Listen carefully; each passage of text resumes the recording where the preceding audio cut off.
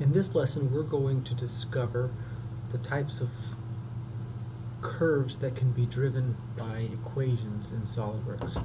So let's start making a new part. So new part. And within that part, let's take a look. On the front plane, let's go ahead and sketch an ellipse. So I'm going to choose an ellipse that goes right through the origin. And major diameter, minor diameter. Define the two portions of the ellipse and click OK. And then let's dimension our ellipse. So from the major diameter, let's let that be 8. And on the minor diameter, we're going to let that be 4. If you notice my units are having an issue, the reason this is being caused because of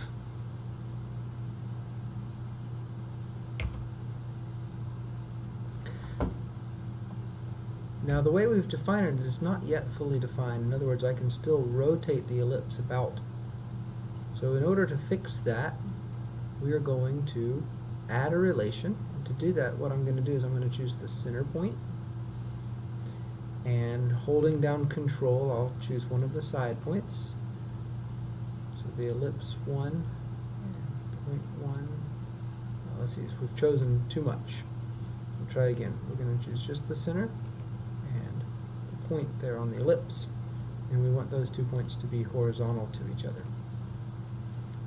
Finishing the sketch now, we now have a sketch of an ellipse, and what we'd like to do is to make this ellipse have some sort of a sweeping curve. So the first thing I can do is on this top plane, let's create a new sketch. Now if I wanted it just to be a normal sweep, we could sweep across a line.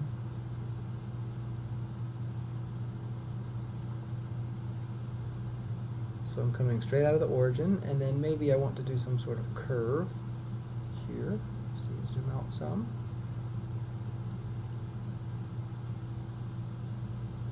This is probably the typical way that people have used sweeps up into this point. So we take the ellipse and we sweep along a path. Matter of fact, let's go ahead and do that. Features. I'm going to hold down Shift so that hold down Control so that both sketches are selected. And we can do a sweep, and it figures out that that's what we want to do. And there's a solid, well, almost a solid. Looks like there's some intersection issues. In particular, as we make this curve, the radius of the curve is greater than the radius of the bend, and so there's going to be some intersections. So what this means is in this view, the sketch, one of these sketches is not satisfactory. So let's go back and let's edit this first sketch and edit the sketch. What we're going to do is, instead of letting that be 8 inches, let's let it only be 6 inches. Matter of fact, we'll reduce this part of the ellipse as well, so it still has a very elliptical shape. Now we can see that it's making a solid. The problem came when this corner started to interfere with this corner.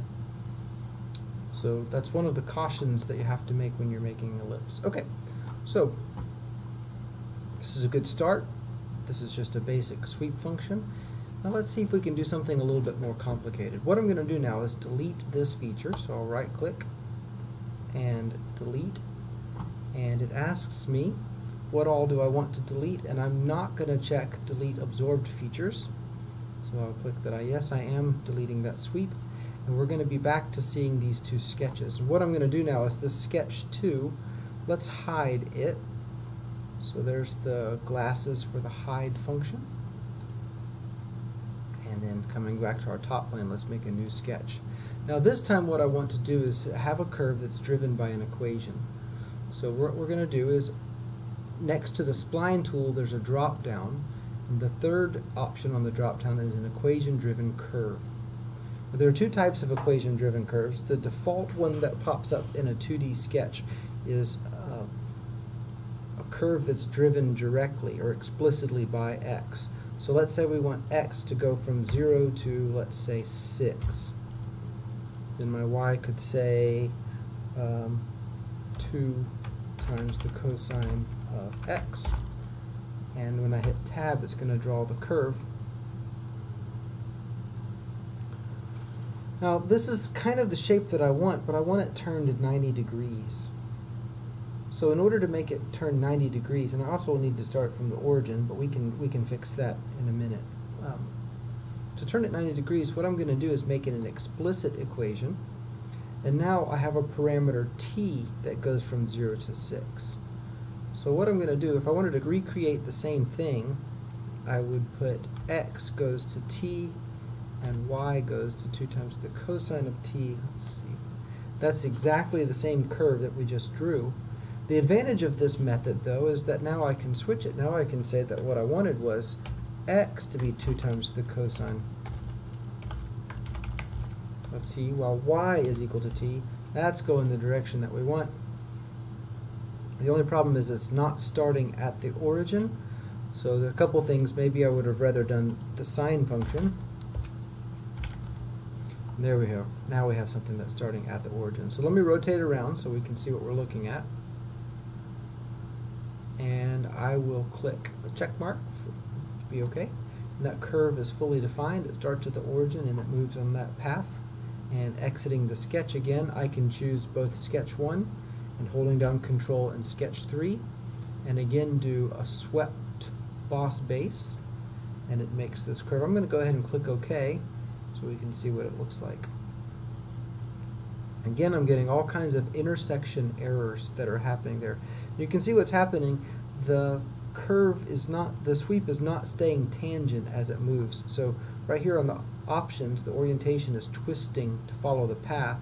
I'm going to keep a normal constant, and now it does a jagged, the cross section stays constant and doesn't move as it moves across the sketch. Click OK, and there we have a nice clean sketch, clean sweep. Okay, so there's the second type of sweep. Let's take a look at one more type of curve. So again, I'm going to delete, and again, I'm not going to delete the absorbed features. And again, for sketch 2, we're going to hide it, so it has disappeared here from our view. And the last thing I'm going to do now is click on the Sketch tab, and instead of initiating a sketch in which you pick a plane, on this drop-down we can actually enter into a 3D sketch.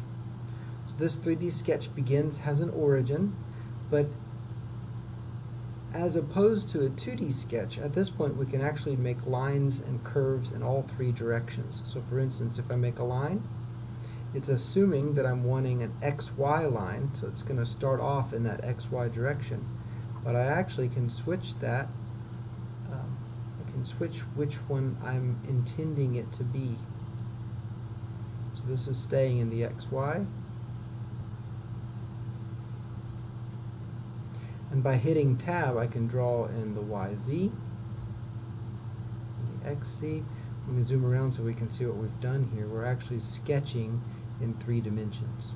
So that's what a 3-dimensional sketch is. Let me get out of the line command here, and let's select all of these curves and delete them. What I want to do again is going into, again, next to the spline, there's a drop down, an equation-driven curve. This time I have X, Y, and Z. So again, we're going to start off with our parameters going from 0 to 6. This time we're going to let x be cosine t, y be sine t, and z be t. And what we just have done now is created a spiral. So let's do more. So 6 is about 2 pi. Let's go maybe 18 so we can have several different rotations. What we're doing is we're making a spiral here coming up out of the arc. And if I'm looking directly on the z-axis, we'll see that it's actually making a circle. This is kind of like what a spring would do. So there's a little bit of a problem here. When I do a sweep, it's definitely preferable if the center of the profile and the center of the path have the same point. So in other words, I need to shift this. So to shift this, if I were to add 0.5 to the cosine, let's see what happens. We've shifted over a little bit, not quite enough. Let's shift over 1. And then let's have a look. Well, it looks like we're going the wrong way. So what I'm doing is just manipulating these equations so that the 0, 0, 0 is equal to, it happens when t is equal to 0. Alright, so there's now a curved path, and let's finish our sketch choosing the 3D sketch and sketch 1. And features. It looks like we have a line there in our 3D sketch. So let's see, exiting the 3D sketch. Now that I'm outside the 3D sketch, I can choose the 2 sketches and do a sweep. And there's the path and profile of that 3D sweep. So this is a little bit like a helix. Something very similar could be done by creating a helix. And there's a 3D sweep showing the power of using parametric equations.